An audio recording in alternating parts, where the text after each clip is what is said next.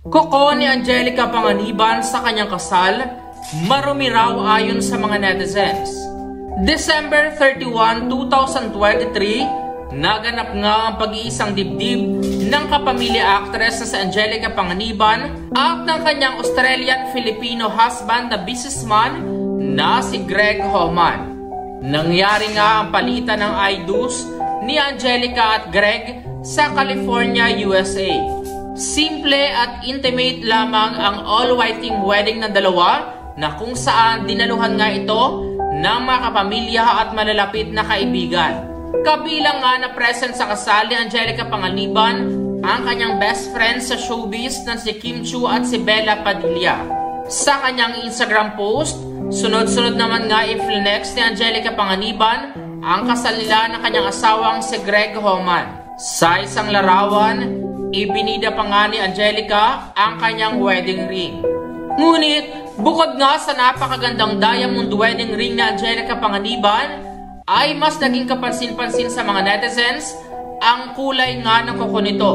Sa unang tingin, aakalain mo kasing dumi ang nasa kuko ni Angelica dahil sa kulay itim ito. Kaya naman nga maraming mga netizens ang napazoom in sa picture ni Angelica Panganiban para nga masiguradong design lamang ang nasa kuko nito. Dahil nga sa kakaibang disenyo ng kuko ni Angelica, kaya naman napagtripan nga ito ng mga netizens sa comment section. Narito nga ang ilan sa mga komento. Anila, buti na lang zinungko. Akala ko madumi ko kumong nagpakasali. By the way, congratulations. Bakit ba kasi ganyan ang nail polish design or style ang ge? Alam mo naman marites buong Pilipinas.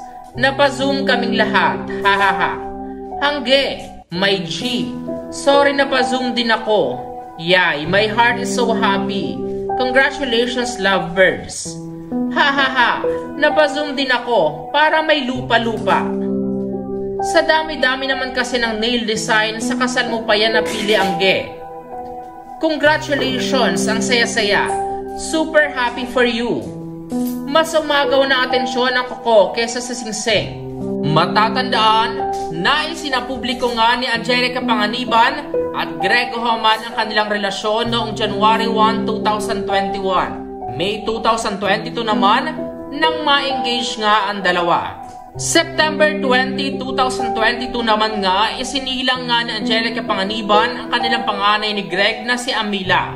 Kamakailan lamang ay nag-alala ang marami dahil sa ibinalita nga na health condition ni Angelica Panganiban na kung saan tinatawag nga itong avascular necrosis. Una umanong naramdaman ni Angelica ang sintomas ng kanyang sakit habang pinagbubuntis nga ang kanyang anak.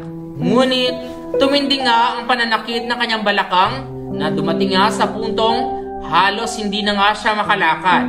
Ito nga ay nangyari noong magbakasyon sila sa Palawan, March noong nakaraang taon.